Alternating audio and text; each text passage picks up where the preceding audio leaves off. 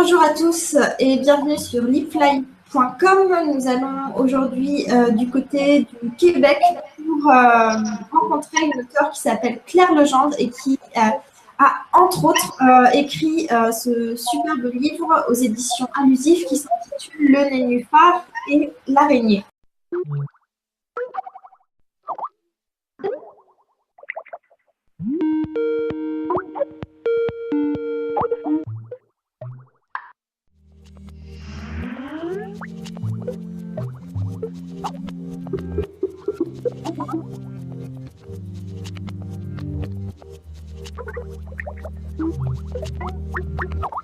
Bonjour Claire, Nénuphar et l'araignée est né de ce qu'on appelle une commande de texte. En quels termes on vous a présenté cette commande? C'est pas une commande parce qu'il n'y avait pas de sous, hein, donc c'est une invitation. Voilà. J'écris pas des livres de commande, je suis pas capable en fait d'écrire sur un sujet imposé. Simplement, là c'est Jean-Marie Jotte, donc qui est le nouveau directeur des Allusives, qui me connaissait un petit peu. Parce qu'on avait travaillé ensemble pour un lancement, notamment le lancement de mon précédent roman qui s'appelait Vérité et Amour. Et donc je pense qu'il avait compris que j'avais des choses à dire sur le thème de la peur. Et donc il se trouve qu'aux Allusives, il y avait une collection qui s'appelait Les Peurs. Il y a eu en fait 2 numéros. Il y a eu un livre de Pierre Jourde et un livre de Daniel Bélanger. Et donc Jean-Marie à l'époque pensait continuer cette collection sur les peurs. Donc il m'a dit il faut un texte court qui parle des peurs. Et voilà, donc j'ai commencé à écrire comme ça. Il se trouve que j'avais beaucoup de matériel dans ma vie à ce moment-là. Et j'ai fait le texte uniquement parce que ça fonctionnait très bien avec ce que j'avais à dire à ce moment-là. Dans quel état est-ce que vous écrivez sur ce thème très fort des peurs? Est-ce que c'est quelque chose de cathartique, par exemple? Ça aurait pu l'être, mais enfin, disons que je crois que l'histoire de la catharsis, elle a quand même une limite. Hein, c'est pas magique non plus. En revanche, ce qu'il y a, c'est que pendant que vous écrivez, vous faites pas autre chose. Donc j'ai passé 1 an à écrire ce livre. C'est un livre en fragments avec des très courts chapitres. Donc c'est un livre qu'on peut écrire comme ça au fil de la vie. On n'est pas obligé de se bloquer 3 mois où on fait rien d'autre. Et au contraire, donc c'était un livre qui était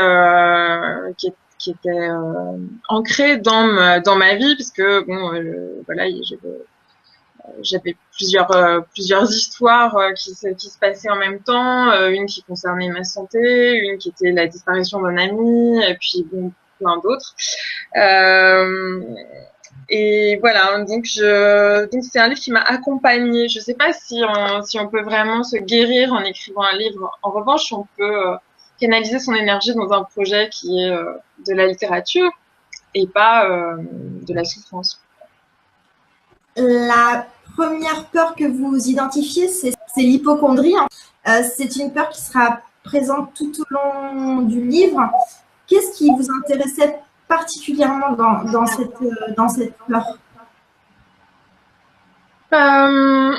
D'abord, c'est une peur que je connaissais bien, dont je me suis un peu débarrassée depuis, peut-être un peu grâce au livre.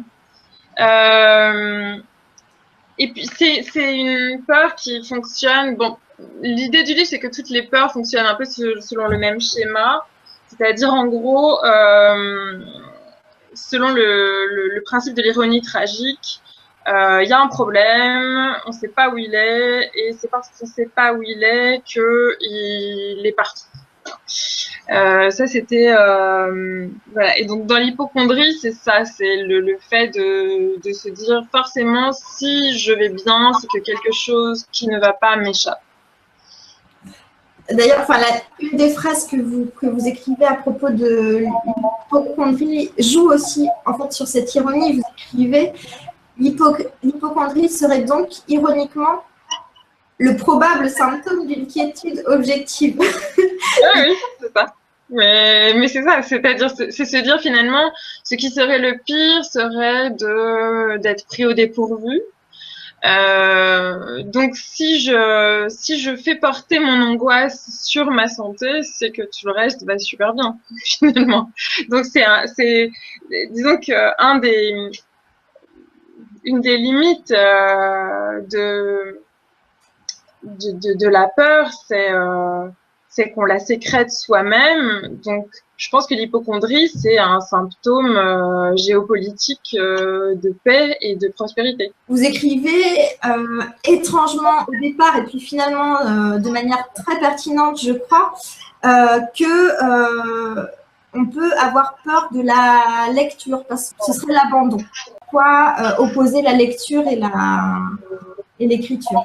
Très personnel, mais je pense que, en fait, il y a beaucoup de gens qui m'ont dit qu'ils s'étaient reconnus là-dedans. Le fait de lire, ça veut dire laisser quelqu'un entrer dans votre cerveau. Et ça veut dire mettre son cerveau à la disponibilité d'un imaginaire qui n'est pas le vôtre au départ. Et c'est quelque chose qu'il faut être dans un certain état pour arriver à le faire, quoi, avoir envie de le faire. Et c'est vrai que moi, j'ai pas toujours été dans un état qui me permettait de le faire avec désir. Voilà. Et je trouve qu'il y a il y a une relation je sais pas, oui, laisser l'autre entrer en soi, quoi. C'est pour ça que je parle de pénétration, hein, mais et bon, il paraît que c'est un des symptômes aussi de la dépression, hein, d'avoir peur de lire, d'avoir peur d'aller au cinéma, d'avoir peur de se laisser chambouler par des émotions, etc. Donc peut-être qu'il y a des moments de la vie où ça c'est plus compliqué à donner cette disponibilité-là qu'à d'autres. Moi, il se trouve que lire, c'est mon travail, donc c'est une partie de mon travail. Donc voilà, mais quand je lis pour mon travail, ce que je dis dans ce chapitre-là, je lis avec un stylo à la main. Et donc, ça vous donne l'impression du contrôle et de maîtriser, y compris l'imaginaire de l'autre, ce qui est une manière de lire, je sais pas, qui continue à être active, mais qui continue à croire qu'elle contrôle, en fait. Donc, on n'a jamais l'abandon. Et là, je peux le comparer à l'abandon amoureux, hein, c'est-à-dire, voilà, laisser l'autre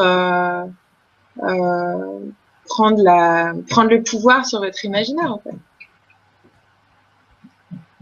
Et enfin, Claire Legendre, puisque cet échange donc, sera publié sur lifly.com, qui est un réseau social où les gens échangent la plupart du temps leurs conseils de lecture, est-ce que vous auriez envie de nous parler d'un livre que vous lisez même stylo à la main? Je crois que le livre qui est le plus peut-être en relation avec ce livre-là, le Nénuphar et l'araignée, c'est le livre brisé de Serge Dubrowski, parce que c'est le premier livre qui se revendiquait d'autofiction que j'ai lu, et c'est un livre performatif, c'est-à-dire où on voit à quel point l'écriture agit sur la vie. Et je trouve que ce qui est fort dans l'autofiction ou dans l'autobiographie parfois, c'est non seulement le fait qu'on dit la vérité, mais surtout le fait qu'on laisse un pouvoir au livre de modifier votre vie, que le livre fait partie de la vie. Voilà. Et donc, parfois, c'est dangereux aussi, parce qu'on vit pas tout seul, donc un livre, il a aussi un impact sur les autres, sur les gens qui sont autour de vous. Et donc, dans le livre brisé, on voit à quel point le livre peut être dangereux, puisque parfois, il va même jusqu'à tuer, entre guillemets, autrui. Voilà. Merci beaucoup pour ce conseil dangereux. Donc, c'était donc Claire Legendre avec autour, entre autres, du livre et de l'araignée, livre que vous pouvez, dont vous pourrez retrouver les avis sur Lifly. Merci beaucoup. Merci.